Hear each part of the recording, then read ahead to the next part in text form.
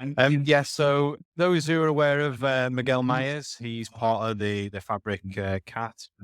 He's working on sort of the core visuals, but mainly focusing, excuse me, on sort of developing the standard visuals inside of Power BI Desktop and within the service. What they've released recently is something called the Core Visuals Vision Board.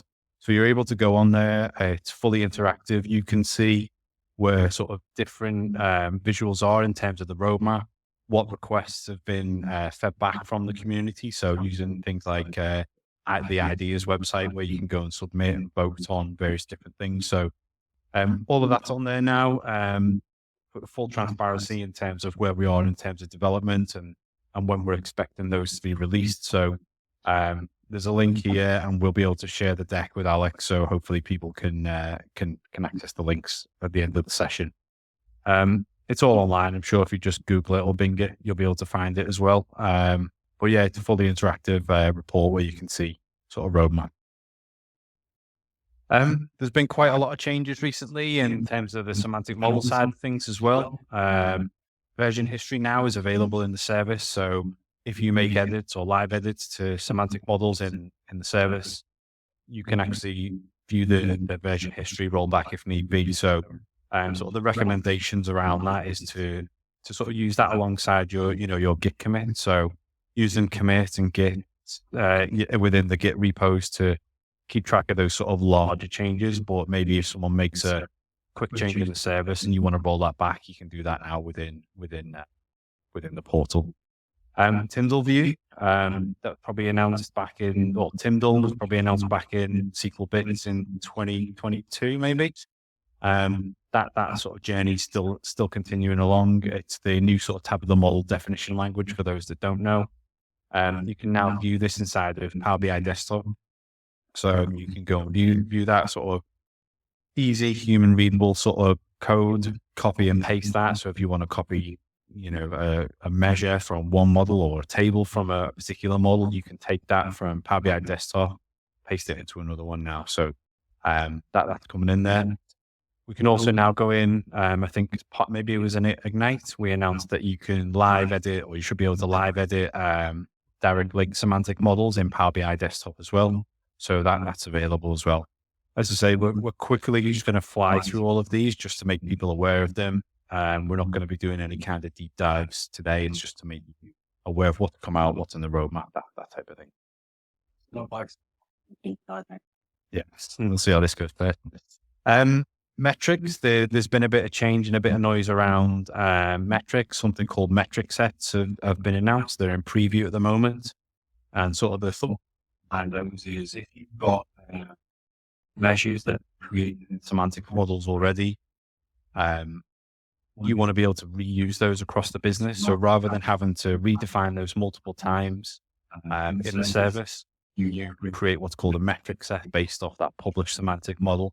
And then users can go and sort of reference that measure or metric in their other models. So it's kind of stopping you from duplicating effort and duplicating sort of logic across the service. So very, very quickly, I'll just drag this over here. Hopefully you can still see that on the online recording as well. So in my tenant, I've just created a metric set that's not letting me scroll down. Just try refreshing the page. This is why we don't do live demos, isn't it? So just down the bottom there, you can see I've created the metric set, probably not giving us much to work with here. If I click into this, we can see I've got 3 measures within that metric set.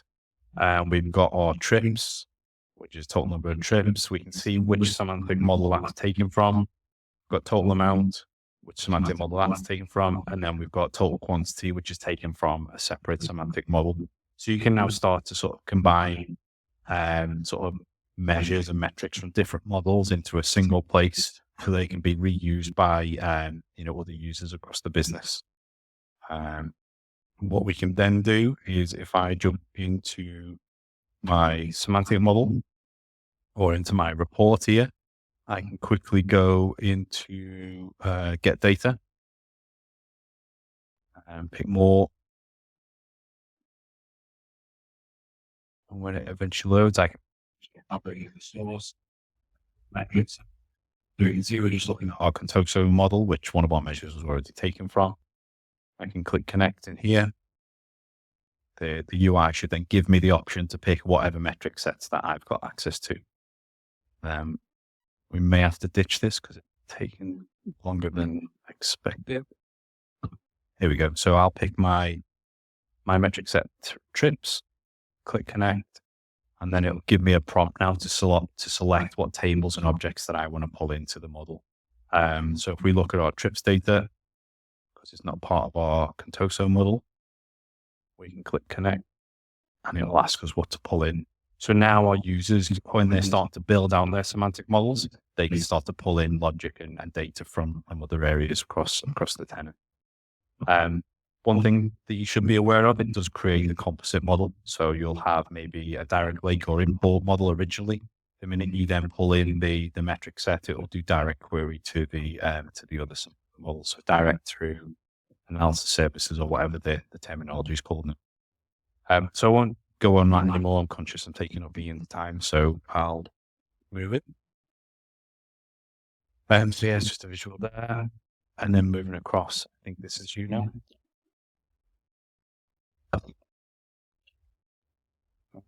Okay. Yep. So obviously it's going to touch a little bit on Fabric.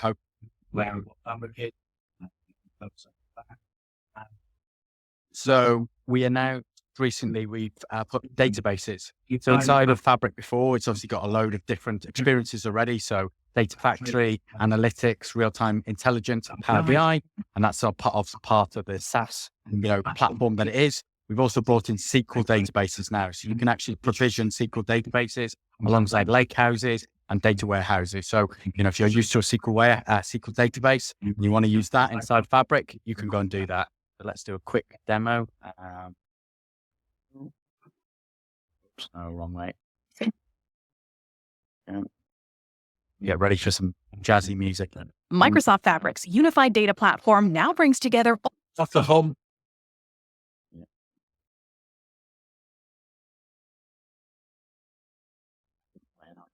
And then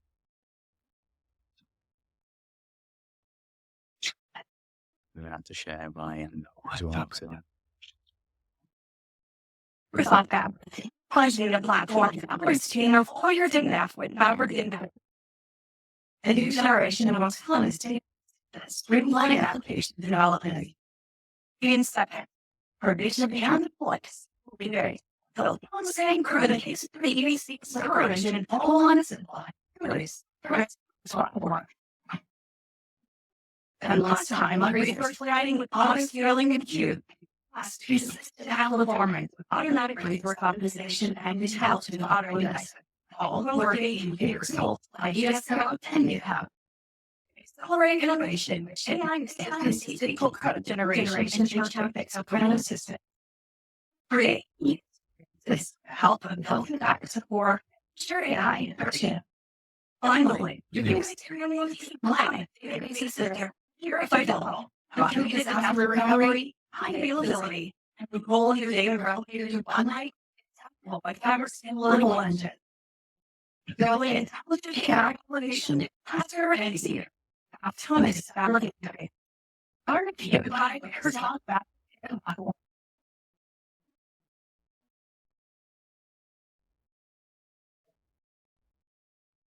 And is that still all right? Do we need to switch back or anything? Are you okay? Good. Right. Okay.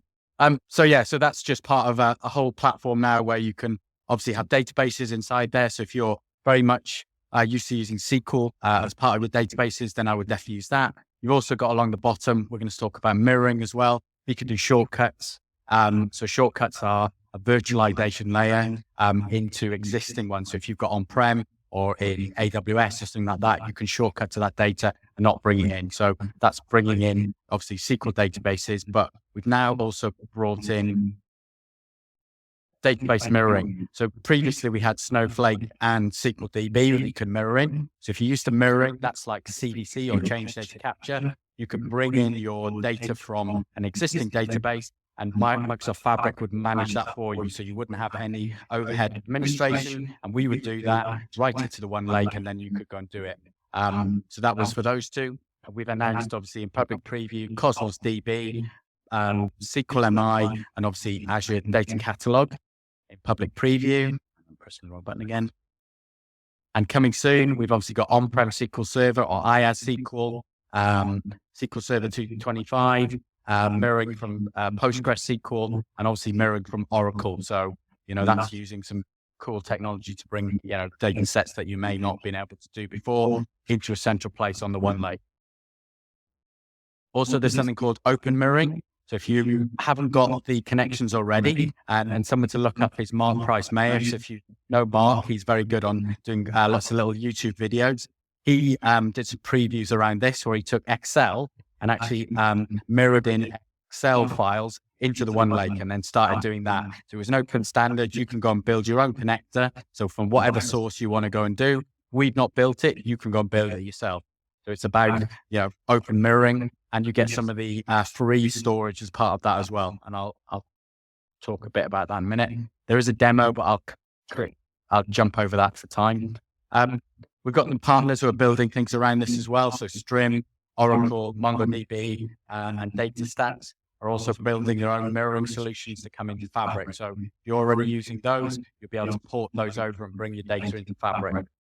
And as part of that, if you understand how Fabric works, there's something called CU units. So if you buy an F64, which is one of the ones that is quite a big one, you get, if you use the Power BI Premium, that's the equal to a P1, you get 64 terabytes of free storage for mirroring. So if you're mirroring data in, for every CU that you buy on a capacity, you get a terabyte free of storage to copy that data into the one lake.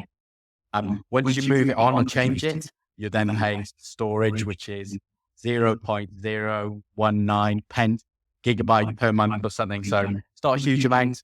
And I obviously realize that's Microsoft saying that. So apologies. This back over to you. It's all about the money, really.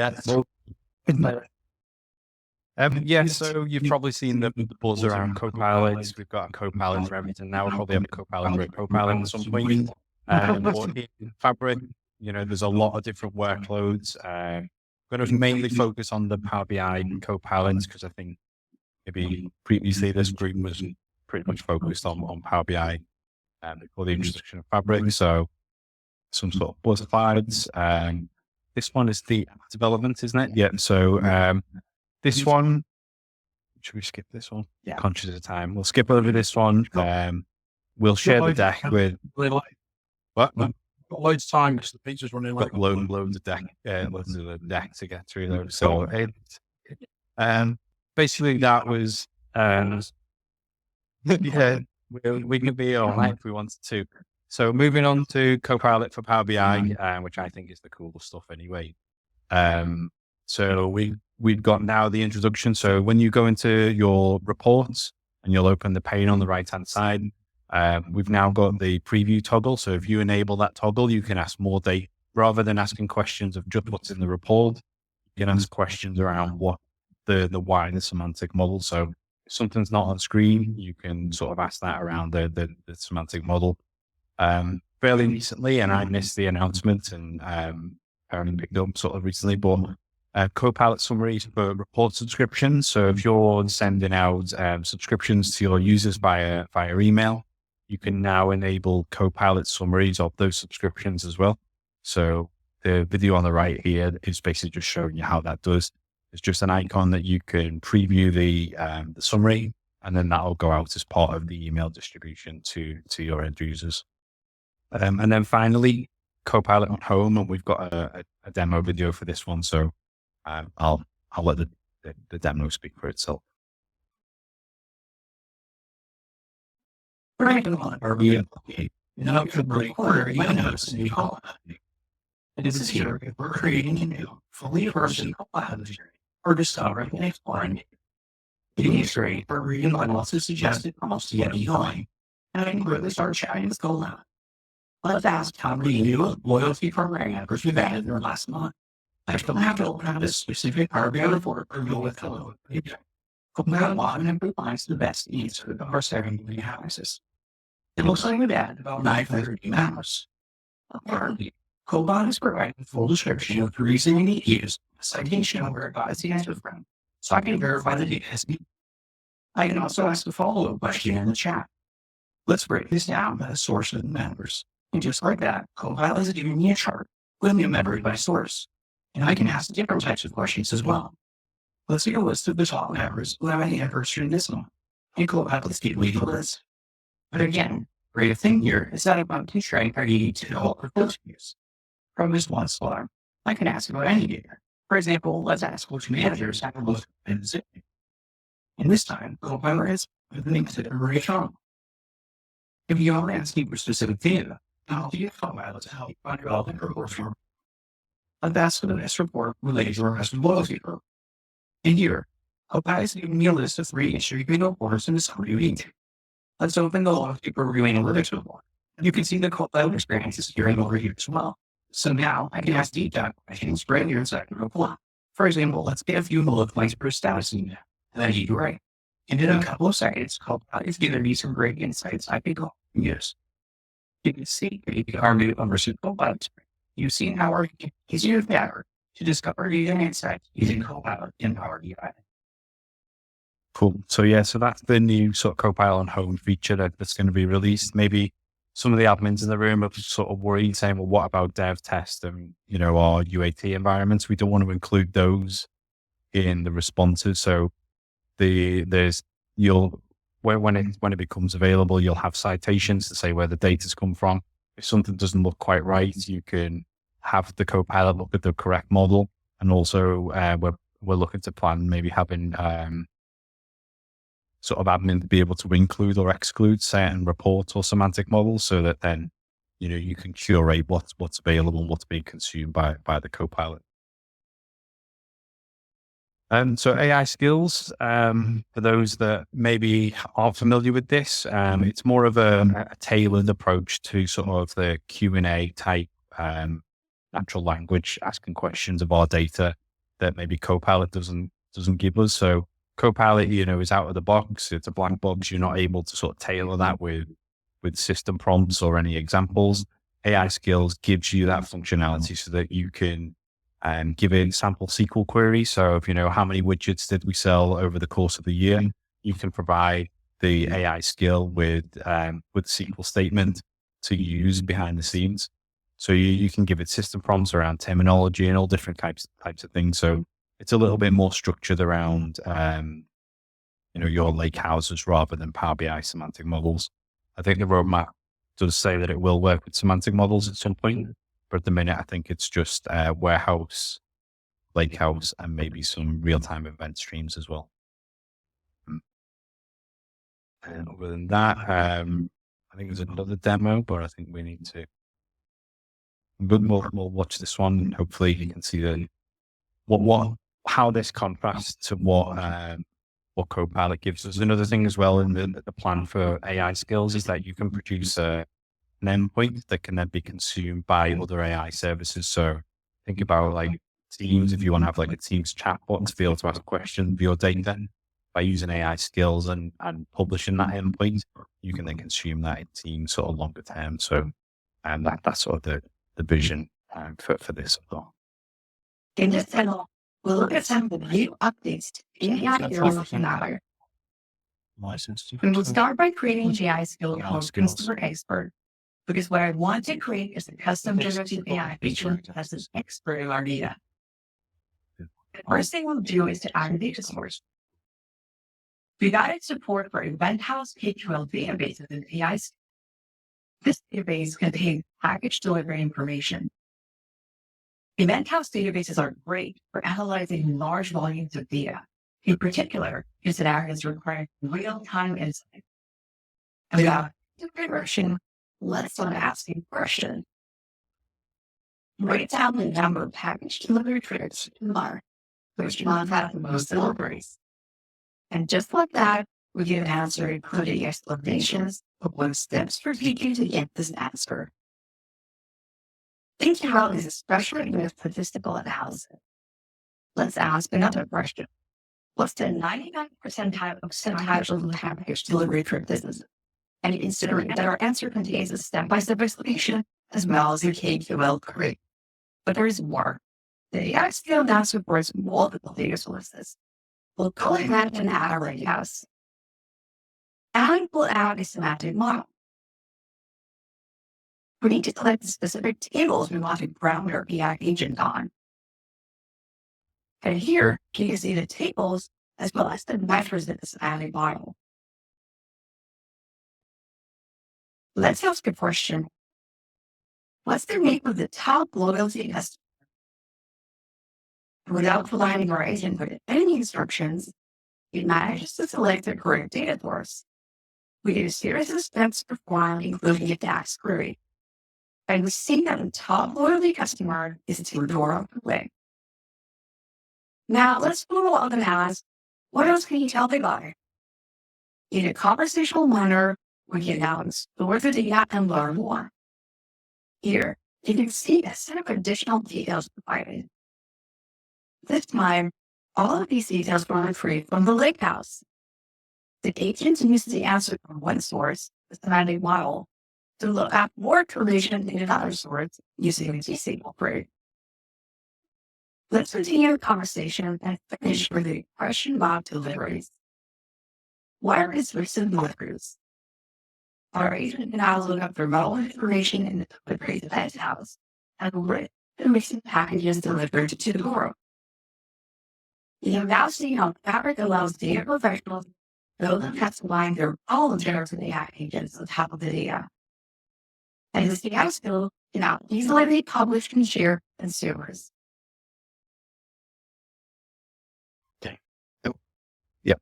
So move on to this one. So basically on the top of that, put that one up there.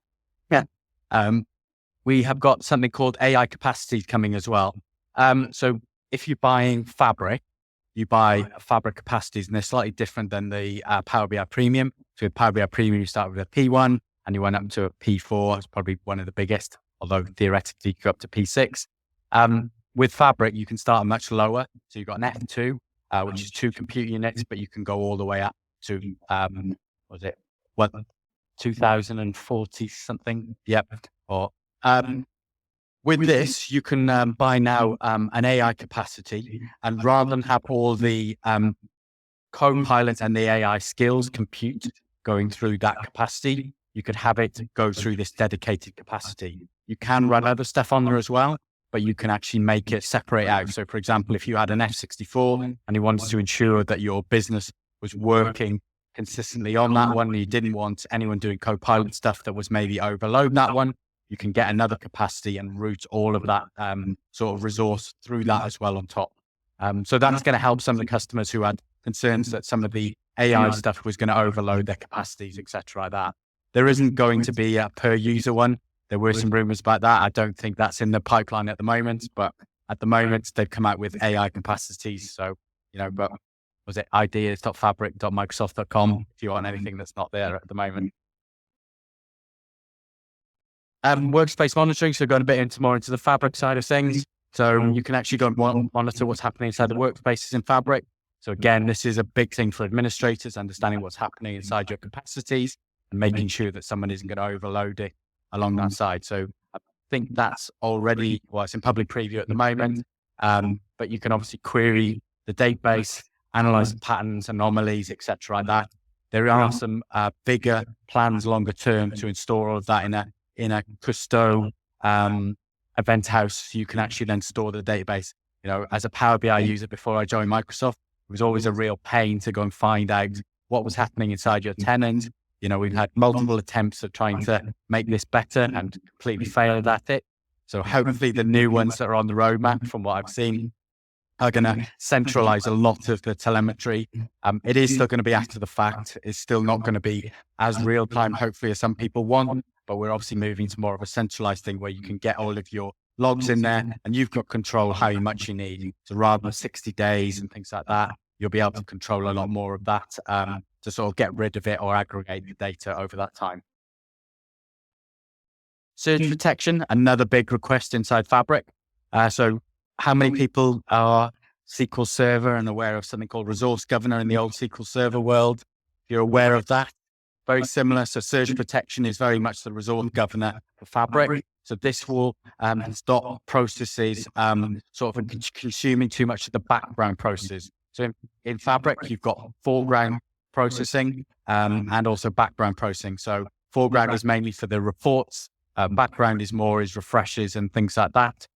So what you can start to do is control that background processes, or for example, notebooks and things like that. People can't run too many jobs. Now, if you've got a job already running, that might go above, the capacity's limit, and you might get throttled. But this will stop any new jobs trying to take over that capacity and trying to stop it sort of doing things. So if you're aware of how Fabric works, it's a little bit more of a capacity-based model, and then you get throttled after a certain amount of time, rather than some of our other competitors who you continue to pay as that scales up. So slightly different, not saying one or the other's better, but it depends on how you want to budget around that. One lake catalog. So this is a bit around extending some of the sort of purview, sort of data governance side of things and finding where data is. So there's going to be two parts to it inside of this. So there's an explore part and a manage part. The explore part, I think, is in preview at the moment. So when you can go in there, you can go start tagging items and you can go and search for items. I know there was a bit of a bug before Christmas. I think they fixed that, but it wasn't finding the actual tags that are on there. But you can go into your lakehouse or your report and you could put production as a tag on it. And then once you go into the lakehouse and go and look for it, you can find all those items. Or if it's to a certain area, you can tag it against a certain area and you can start to do some of that tagging. But also with the manage, then you would be able to go and do more around governing that. And I think it would then reach out to potentially finding those tags inside Purview.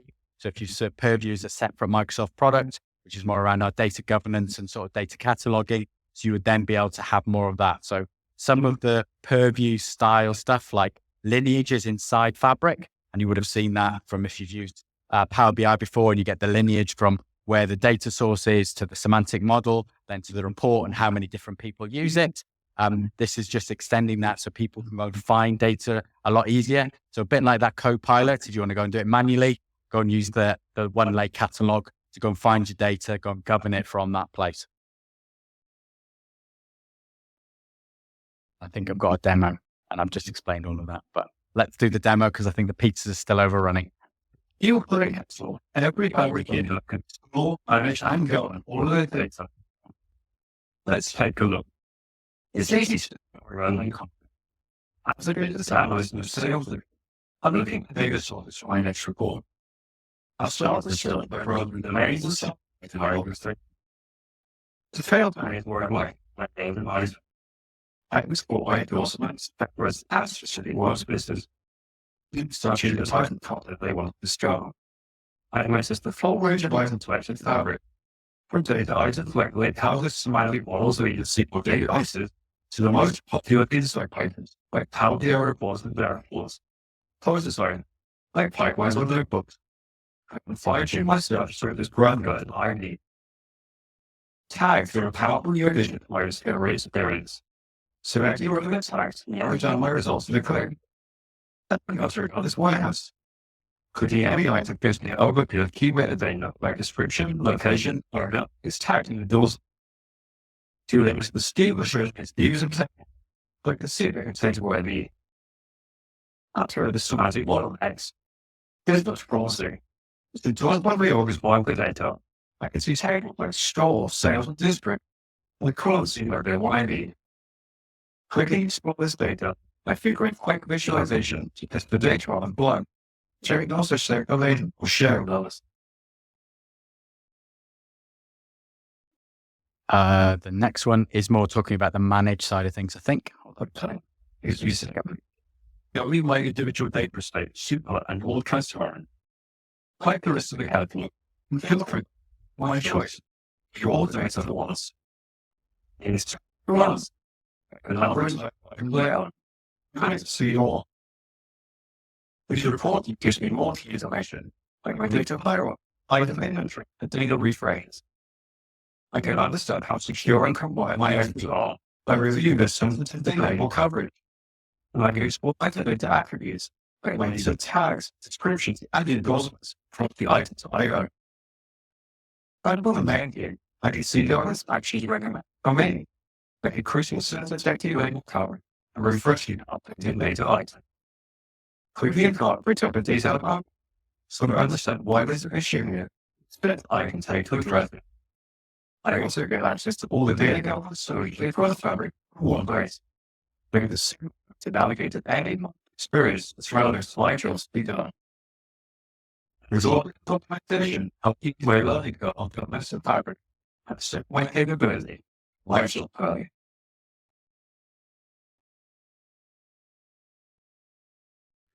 So off the back of that, the data catalog and the OneLake is obviously trying to be the central place that you're trying to store all your data in. Obviously from the point of view is whether you're bringing that from another place or you're using the experiences inside a Fabric. So that's the main one. And onto the fun one that I can't pronounce. So we've announced a new sneak peek of something that's coming. So if people are aware of in Power BI, obviously Power BI is very much a read only and viewing only. But obviously with Power Apps, for example, or like Zebra BI, you can do that right back sort of feature. Are people using that, are aware of, that's a sort of like a 360 thing where you can actually, just view the data, but you want to update the data and then it comes back through the actual video to the table and then get that done. So that's almost this thing where you can do with Power Apps. We've got this new feature that's coming and our marketing have come up with this transactical. Might change by the time it actually comes out because that's quite a difficult one to do. So this is transactional apps in Fabric. So this is actually being able to code and be able to then write back inside of that. So we've got a quick demo.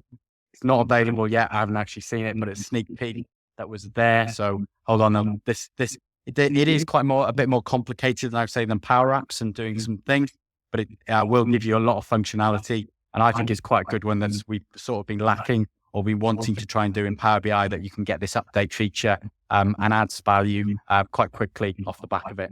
All right, message. We are both the transactional databases for tracking our sales pipeline, as well as the analytics my sales team is using many cities. If I look at the data source, you can see our SQL database in Fabric for the sales pipeline, where our sales apps are writing it. And if I switch our object, you can see we're also using user data. In this case, with praise, some options for writing back to the opportunities table within our sales database. User data, Fabric, a serverless data service where we can run without needed by our application. For example, in this one, find some input parameters and updates to write our sales. Then right here on the Fabric, it's easy to do. Let me quickly fill out the parameters and we'll set a discount value for a specific opportunity. By calling. It's going to write this change back to our keyboard and SQL database. So there's lots of ways to use this fine. But it wouldn't be anything, so I can easily insert into our report. And that's what we've done. And how do we get this? Because here report must analyze our field. And you can see the system. We can show back to this. So there, listen, it is short. I knew that was a whole place. That's the button to use the data model.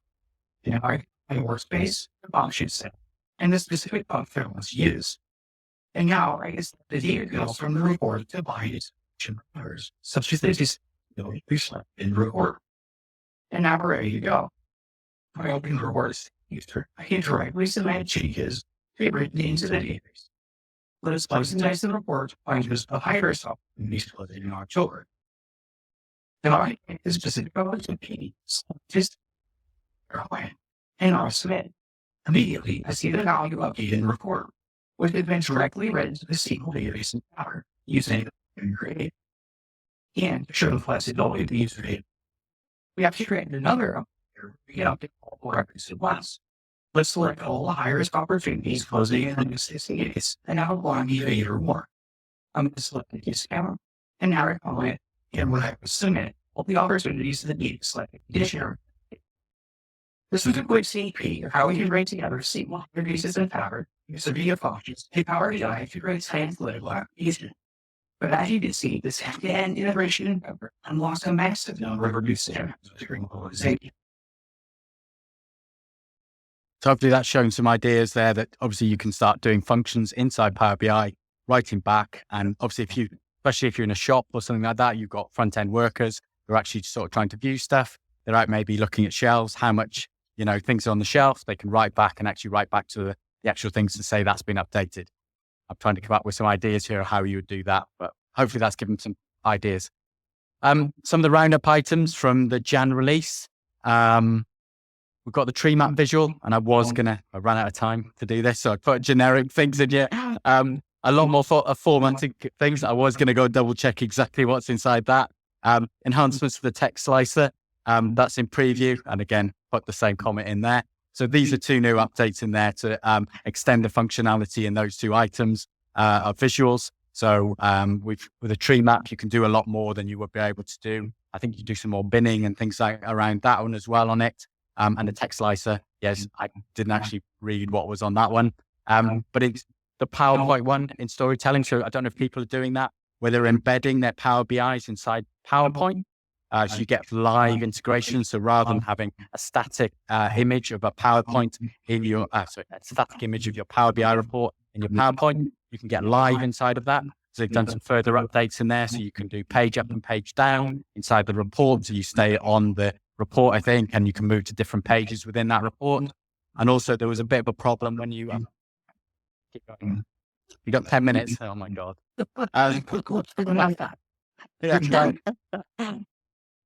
Like stall. Also, you've got when you first added it in there and you say you changed the report, you had to delete it and re-add it. There's now reset behavior around that to make it easier that once you've updated report, and then the PowerPoint, you don't have to delete and do some things around that as well. I think we've only got 2 more slides, but we can answer some questions. We've got swag. So if you've got questions, this might be the time that you can win some swag at the end of it. Fabric items. Looked into this. So API for GraphQL and Fabric. So this is like an API over the top of all the items inside of Fabric. So you can write an API that you can obviously then put in an app, and it would be query across Custo, so the event house, the lake house, the data warehouse, and Power BI reports. So being able to make that an API for your apps around the side of that. So very queryable. There's a lot more inside of that. So it says intelligent endpoint for multiple data sources. So that's opening up Fabric to be used in other places, not being the endpoint just for the data warehouse or the analytics thing, but being then ingested into apps on the front end. This second item, obviously, was a bit of a problem in Power BI as well. So at the moment, these are 2 separate things. So this isn't going to affect the Power BI when you take over items in that, but I think they will merge later down the line. But they brought in solving a problem where you've got people who are leaving and they maybe own the lake house, or they owned one of the items on Fabric. That became orphaned, and then you had problems because you couldn't take over that item. You can now with certain permissions. So if you're the admin of the workspace, you'll be able to take over that ownership. So that solves the problem in that one. We've also announced preview of a migration assistant for the Fabric data warehouse. That means you can bring in SQL Server, you can bring in signups, dedicated pools, and other data warehouses. So you're going to have a wizard experience to bring data in and help you go through that. So I don't know if it's going to be a bit semantic lab links like, or actually a proper click, click, click sort of thing to bring them in there through the UI. So it's a UI based one. I think there we're going to be an API version at some point afterwards. But at the moment, it's a UI. I think it's open for private preview at the moment. So it's on the Fabric blog. So if you go on the latest Fabric blog, you'll see that item there. Roadmap items. So I don't know how many people know about how the roadmap works inside of Power BI and Fabric. Any hands? Anyone willing to stick their hand up? Sort of. Johnny in the back knows how this works. Usually we publish 6 months ahead of what's coming, the big ticket items. Not always everything, but it's quite a lot on there. So there is a separate Power BI roadmap, and we'll probably click in a minute. I'll get my glamorous assistant to go and do that for me. But what that will do is list all the items, when they're coming, in what quarter. So we try to give you a bit of a heads up of what's coming. sometimes the dates do move. It's part of the Fabric roadmap. It used to be part of the Power Platform roadmap, but it's now part of the Fabric one. But both of those in there, you can go and do it. I quite like using the one at the bottom. So if you ever know, there's a guy called Alex Powers, who's part of the Fabric Cat team. He did a really good version where he actually put this in Power BI. So you can actually go and slice and dice the release plans. So you can actually go and see stuff around this. So fingers crossed the internet's working. So this is all the roadmap. And then you can go and see in Q2 of 2025, these are the items we're going to do. There's 2 columns here usually. One is, this is what the link to the actual roadmap. So we'll then jump out and take you to that. And it will say when it's planned, but also if it's in the second column, if David scrolls down a bit, go and scroll down. It's not going to scroll down. Oh, there we go. Then I'm not going to show on those. It will show what stuff is shipped, but actually you can actually do like a proper Power BI. You can do ones that have shipped already or ones that are planned. He's got a nice visualization on there. Obviously, he's got a link out to that one. You know, when was this refreshed and things like that, so you can understand what's on there. So that's a good way to go and see what's coming in the Power BI, but also the wider Fabric sort of thing. I'm not saying everything will ship when it comes. They're trying to give you a good idea when it is, but it does give you details of some of the items we've talked about today that are in preview, but also things that are still to come out in the next 6 months or 3 months probably. And then we'll get another release off the back of that. Yes, public. Yeah, totally available. Hence why I'm telling you about it. You know, we try to give you that. It's a bit like the releases, you know, the blogs every month. We release the blogs detailing all the things. We try to be open as possible about what's coming. There are obviously some things that are hidden. So you need to bribe your you're not allowed to bribe your Microsoft employee. Talk to your Microsoft employee nicely. And they might be able to tell you some things that are on the hidden roadmap that is coming as well. So there's lots of bits in the background that we can try and do, depending on where you are. Or speak to someone like Johnny, who's he knows some things that no other people do as well. You know, some of the creative guys get a heads up before even the Microsoft people, and then we get asked by them, how does this work? Or we turn up for a user group and say, I've heard about this, and me and David will look at each other going, we don't even know what it is. That's all of our stuff. We'll make the slides available afterward. Are there any questions?